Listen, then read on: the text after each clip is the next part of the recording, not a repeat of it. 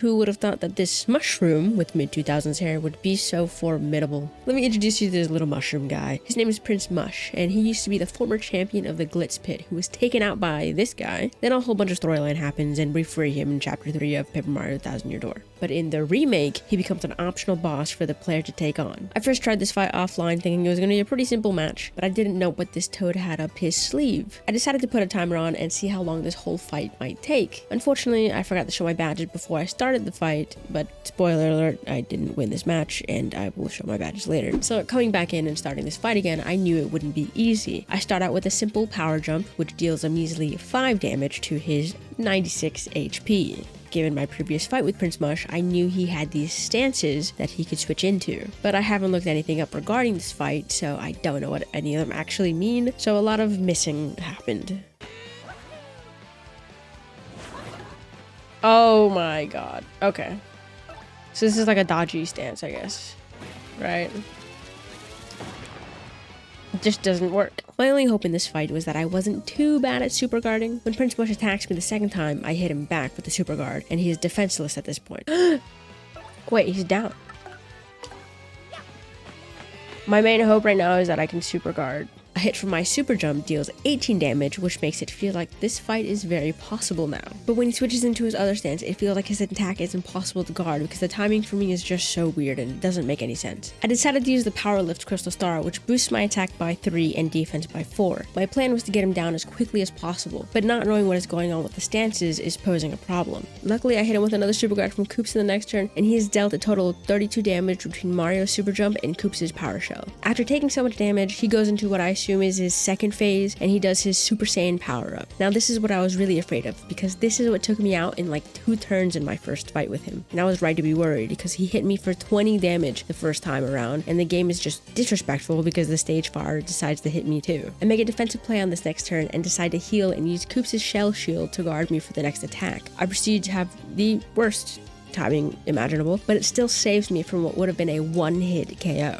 Turns out Prince Mush also knows Shadow Clone Jutsu, so having Koops out is beneficial because he can attack all of them to reveal the true Prince Mush. But I also didn't know that I couldn't damage Prince Mush in the stance for some reason. But now I have a problem, because Prince Mush attacks Koops in this next turn, and it turns him on his shell, which means he can do absolutely nothing now. At least I still have Earth Tremor in my pocket, which is able to attack all enemies, but again, it does absolutely no damage. Koops is back on his feet in the next turn, but can't use any attack, and I decide to use a Jammin' Jelly for my FP since it was running pretty low. But little did I know how big of a mistake that was.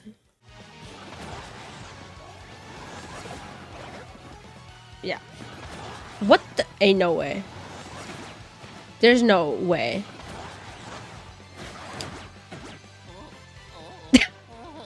Okay. Good to know. Good to know. I didn't know that. Are you kidding me? I didn't think that. Like, if I could only hit one, I thought it was only one could attack. No, it's if you don't get rid of any of them, you're dead. I was like, oh, okay. Because that makes sense where. After this devastating loss, I decided to go to the shop and buy a ton of earthquakes. I got some Jammin' Jelly too for my FP. My line of thinking was that if one of my teammates was incapacitated for some reason, then I can at least use an earthquake to save me from that nonsense that just happened. I can change my badges too, which leads me to have this lineup. Yeah, I think that's fine. So I have All or Nothing. Are these sorted by BP required? Okay. So Power Jump, Piercing Blow, Charges, 2 charges, Super Appeal for partner, well 1 appeal, Super Appeal for partner, Quake Hammer, HP plus, 2 HP pluses, 2 FP pluses, All or Nothing, Flower Saver, and 2 Power pluses. I wonder if a quick change would actually just be more ideal. Because a quick change is pretty good, but it's 7. Let's take off Super Appeal. Let's take off 1 FP plus and 1 HP plus. And let's put on quick change. And let's see where that takes us. Honestly, Prince Mush can take you out in pretty much one hit if he wants to, so having extra HP wasn't really necessary at all. So I figured why not? I could probably have taken 2 HP pluses out if I really needed to. But after all this, I head into the fight. This time, I start out the fight with Goombella, so I can tattle on him, which leads to some pretty good information. That's Prince Mush, the original champion of the Glitz Pit. He's finally making his comeback. He's got a max HP of 96, an attack of 6, and he has a defense of 6? Okay, well, that's good to know. You'd never guess that he kept that he was kept away from fighting for such a long time, he's still a powerhouse. He's known for being a clean fighter, so he comes straight at you without relying on dirty tricks. Yeah, sure.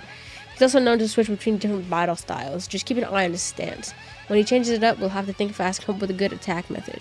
And if you're not sure you'll come out on top, try to rely on super guards. Exactly, that's what I said, right? Also, I've heard he's not a fan of cake.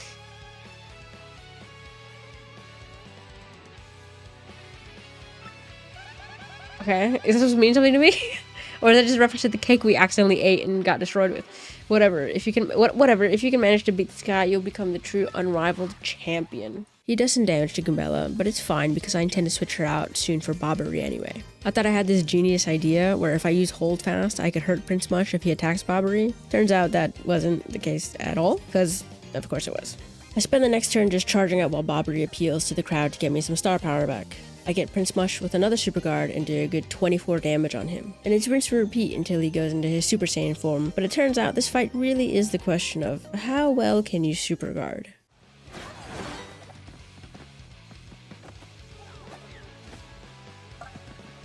Okay, I'm gonna have Bobbery feed me. Oh, never mind. I thought I had a power-up thing. Never mind. I'm not gonna have Bobbery do anything at all, actually.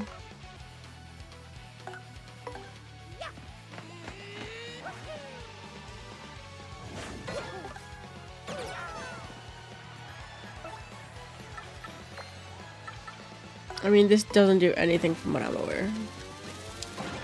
Oh, it does. Okay, now he's in his ridiculous form.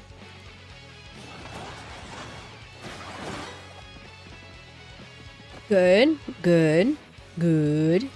Spring jump.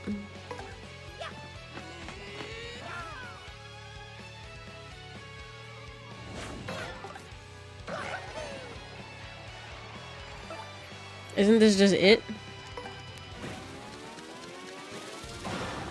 Oh. I thought it was a lot harder than that. Well, never mind. To be fair to Prince Mush, I did have a lot of BP to put on the badges that I had, but it was still a really cool fight, and I'm glad they added to the game. And to be honest, I don't know how Rockhawk stood a chance. Like, let's be honest here, this mushroom was ridiculous.